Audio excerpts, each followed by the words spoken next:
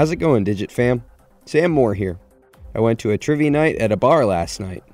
But Sam, you're no doubt thinking, you mentioned how early it is for you to record this podcast. Why would you do that? Not to worry, dear listener. That's what caffeine was invented for. And let me tell you, I am thoroughly caffeinated. This is the Digit Daily Podcast for June 19th, 2019. Our first top story today comes from the mobile world. It looks like Samsung is going to announce the Galaxy Note 10 line to the world on August 7th in New York City. Not much is known about the phones, but we've heard some rumors and seen a couple leaks that give us an idea of what to expect. And what to expect is a lot of what anybody would probably expect. The Galaxy Note 10 will probably be a big phone with a big screen and all the bells and whistles you could want, just like most entries in the Note series. The obligatory Plus version is expected to have an even bigger screen and 4 cameras instead of the 3 we got last year. Sounds like the phone could get rid of the Bixby button, which is neat, though I'd prefer they just unlocked it, and remove the headphone jack, which is decidedly not neat. Ultimately, there really isn't all that much to this story. A phone we all knew was coming, that typically gets announced in early August, is now probably coming in early August. All the while, the Galaxy Fold is still probably coming. Samsung Display Vice President Kim Sung-chol recently said all the display kinks had been ironed out and the phone was ready to hit the market, but I can't imagine it'll hit any time near the Note 10. Anyway, moving on, our other top story today relates to cars. Mazda has announced it's moving away from having touchscreens in its cars. Its new Mazda 3 goes back to using buttons, dials, and all the previous standard kinds of input, with only a small display for showing information. The company did this after realizing the risk involved in having a touchscreen. It turns out it isn't distracted driving, surprisingly. According to Mazda engineer Matthew Valbuena in an interview with Motor Authority, the company found, quote, when a driver would reach towards a touchscreen interface in any vehicle, they would unintentionally apply torque to the steering wheel, and the vehicle would drift out of its lane position. Seems this is more of an issue with interface design, as premium cars like most Tesla models didn't have the problem. It's the cars with sluggish or inconvenient interfaces that really struggled.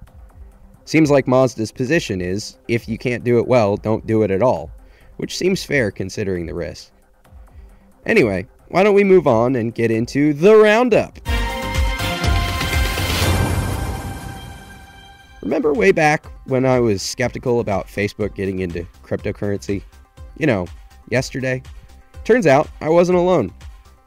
Members of the French and German governments are pretty pissed about it, claiming Facebook will become, quote, a shadow bank.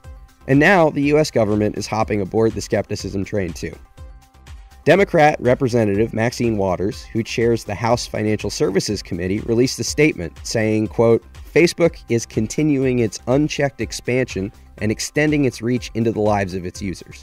Given the company's troubled past, I am requesting that Facebook agree to a moratorium on any movement forward on developing a cryptocurrency until Congress and regulators have the opportunity to examine these issues and take action, she said. Well, this was bound to happen. People were talking about how to adequately regulate Facebook long before it went down this road, but the Libra announcement really seems to have lit some fires under some butts. Updating another story from this week, Google has responded to lyric site Genius's claims of stealing content. Apparently, the search giant is not responsible for lifting lyrics from Genius, but its partners are. Google currently surfaces lyrics from third-party sites it has agreements with, and if the marked lyrics Genius made are popping up, it means the partners are stealing the content. However, just so no one thought Google was deflecting all responsibility, the company is going to introduce attribution for its lyrics, stating where they came from. And speaking of Google, it just dedicated $1 billion over 10 years to building affordable housing in the Bay Area.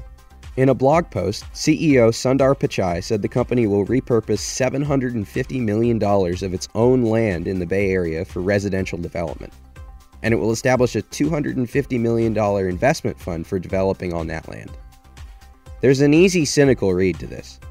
Google's tired of paying ridiculous salaries to make sure its employees can afford to work there, and getting into the real estate business is a great way to help with that. However, given the talk in the blog post about how this will be done in partnership with local governments, this seems like it could actually just be Google doing something nice. Time will tell, I suppose. If you're a hardcore Game of Thrones fan, you probably watched each of the 10-minute Inside the Episode featurettes that followed the first 5 episodes of the show's final season. If you're one of the fans who actually wanted more of the show after episode 6, you were probably confused why there was no featurette for the series finale. Turns out, it existed, it just never got released. This was an 11-minute video that apparently HBO decided it didn't want people to see. No doubt because it probably featured a bunch of producers talking about the show like it wasn't a dumpster fire, but who can say, it's a mystery lost to time. And I think that's going to do it for today, folks. If you'd like to learn more about any of these stories, check out the links in the show notes, and subscribe to our daily newsletter on digit.com. If you like what you heard, subscribe, leave a review, and don't forget to tell your friends about digitdailypod.com. I'm Sam Moore. I am S'mores on Twitter. Adam should be back tomorrow. We made it, everybody! See ya.